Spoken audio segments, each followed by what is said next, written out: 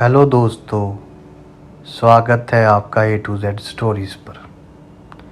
हमारे साथ जुड़े रहने के लिए हमें सब्सक्राइब कीजिए और बेल आइकन को ज़रूर दबाइए। जय साईं जी की, हर हर महादेव। आज हम बात करने जा रहे हैं महायोगी गुरु गोरखनाथ जी, सिद्ध योगी गुरु गोरखनाथ जी, गुग्गा जाहर वीर पीर जी के गुरु, बहुत से शक्तियों के मालिक थे वो। हिंदुस्तान की योगा की संस्कृति के इतिहास में गुरु गोरखनाथ जी एक सितारे की तरह है, तारे की तरह है, जो कई मायनों में असाधारण है, साधारण नहीं है। उनके गुरु थे मत्स्येंद्र नाथ। मत्स्येंद्र नाथ जी को लोग शिव जी के रूप में, भोलेनाथ के रूप में देखते हैं। वो उनसे कम नहीं है। लोगों की राय में मत्स्येंद्र नाथ जी को शिव जी का ही रूप मानते हैं। वो भोलेनाथ से कम नहीं। बस मत्स्येंद्र नाथ थोड़ा बाद में आए, मगर वो शिव जी जैसे ही हैं। उन्हें इस तरह देखा जाता है तो गोरखनाथ उनके शिष्य थे। गोरखनाथ मत्स्येंद्र नाथ के चेले थे। गुरु गोरखनाथ अपने गुरु मत्स्येंद्र नाथ के घोर भगत थे। घोर भगत मतलब यार के दीवाने जैसे। मत्स्येंद्र नाथ ने देखा कि ये युवक किसी सिपाही की तरह बनता जा रहा है, सोल्जर की तरह बनता जा रहा है। वो बहुत उग्र हो रहा है, पोजेसिव जिसे कहा जाता है, बहुत उग्र हो रहा है। अपने गुरु के लिए उसका प्यार, गोरखनाथ का प्यार इतना तीव्र है कि एक सिपाही की तरह बनता जा रहा है, योगी की तरह नहीं। तो उन्होंने उन्हें हिमालय चले जाने का हुक्म दिया और वहां 14 साल साधना करने को कहा। तो गुरु गोरखनाथ वहां से चले गए, मगर वे इस तरह बने, उनके लिए ये सारी साधना सबको जो करते हैं वे बस इसलिए क्योंकि गुरु ऐसा कहते हैं। उनके लिए उनके गुरु ही सब कुछ है। मत्स्येंद्र नाथ ही सब कुछ है गुरु गोरखनाथ जी के लिए। अब गुरु गोरखनाथ जी अपने गुरु के प्रति पूरे समर्पित तो जब हिमालय में बैठे 14 साल, हर दिन हर पल वो बस पल गिन रहे थे कि कब ये 14 साल बीतेंगे, क्योंकि गुरु का हुक्म था कि कब ये 14 साल बीतेंगे और मैं अपने गुरु के पास वापस जाऊंगा। साथ ही वो साधना भी करते रहे। अब 14 साल की इस साधना के कारण उनके भीतर, उनके अंदर कई संभावनाएं आ गई। उन्होंने उनका इस्तेमाल नहीं किया। वो उन सभी संभावनाओं के बारे में जानते थे गुरु गोरखनाथ। फिर वे लौट आए उस पहाड़ पर जो दक्कन के पठार के शुरू में है, जहां से पश्चिमी घाट शुरू होते हैं। बॉम्बे से बस 160 से 200 किलोमीटर दक्षिण में। अब उस पहाड़ को गोरखनाथ पर्वत कहा जाता है। उस पर्वत का नाम गुरु गोरखनाथ के नाम पर पड़ा। आज भी वहां लोग होते हैं। तो वो पूरा सफर करके वापस नीचे आए। पैदल चलकर हिमालय जाना और वहां 14 साल रहना और फिर पूरा सफर तय करके वापस नीचे आना, बस एक विचार और भावना के साथ कि वो अपनी गुरु की मौजूदगी में होना चाहते हैं। ये कोई छोटी चीज नहीं है। अपने गुरु के हुक्म को मानना कोई छोटी चीज नहीं है। हिमालय चले जाना पैदल, वहां पे 14 साल बिताने और फिर नीचे आना, वो भी पैदल। अब जिस गुफा में मत्स्येंद्र नाथ रहते थे उसके ठीक बाहर एक साधु था, एक दूसरा योगी था जो वहां पहरा दे रहा था। तो जब गुरु गोरखनाथ वहां वापस आए तो उस योगी जो पहरा दे रहा था, उस योगी ने उन्हें रोका और कहा, तुम गुफा में नहीं घुस सकते।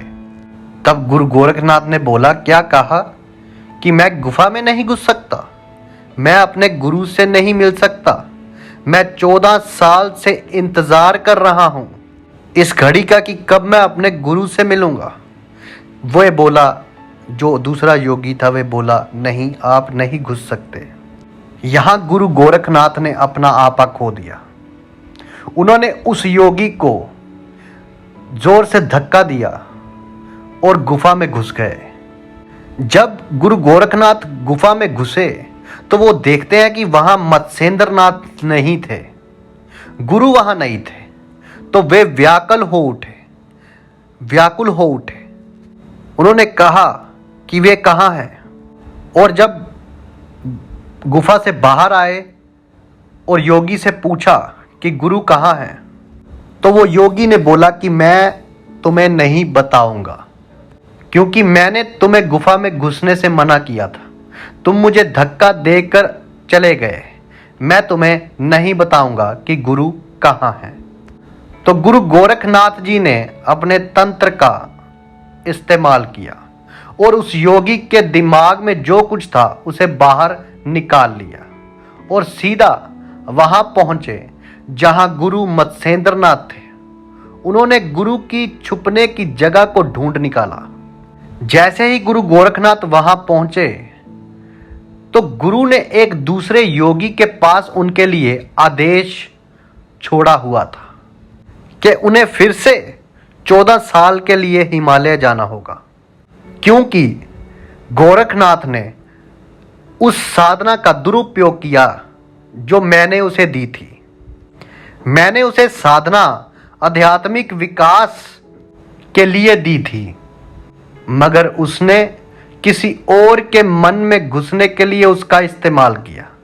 जैसे गुरु गोरखनाथ ने उस योगी के मस्तिष्क से सब कुछ निकाल लिया, तंत्र का प्रयोग कर दिया।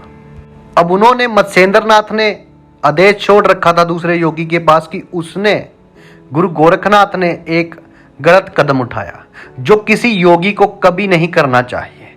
फिर से 14 साल हिमालय जाना होगा। तो गुरु गोरखनाथ ने पूछा, क्या इस समय को कम करने का कोई उपाय है?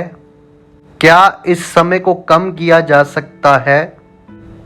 तो जवाब आया कि अगर तुम एक असंभव रूप से कठिन आसन में बैठो तो हम उस समय को आधा कर देंगे, 7 साल।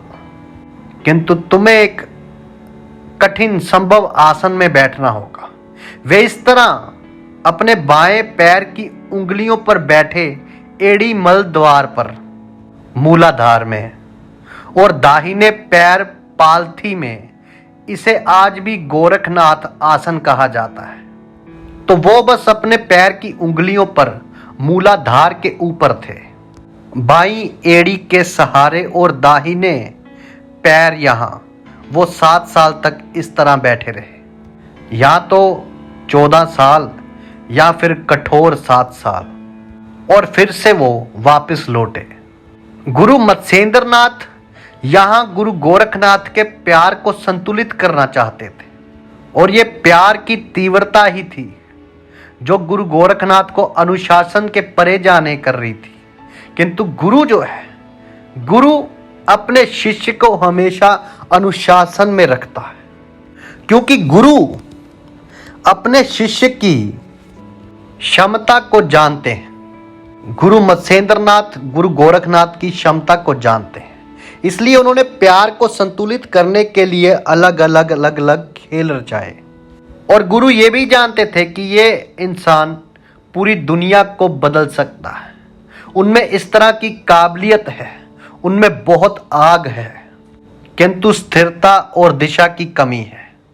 गुरु गोरखनाथ ने बाद में अपने गुरु के निधन के बाद, जब मत्स्येंद्रनाथ इस फानी दुनिया को अलविदा कह गए, गुरु गोरखनाथ ने हिंदुस्तान के सबसे व्यापक आध्यात्मिक आंदोलनों में से एक को स्थापित किया, नाथ संप्रदाय। अगर आप किसी को देखते हैं जिसके कान में एक बड़ी बाली हो, एक बड़ी बाली, आमतौर पर जैसे हड्डी होती है, हड्डी की बालियां, मतलब वे एक गोरखनाथी है।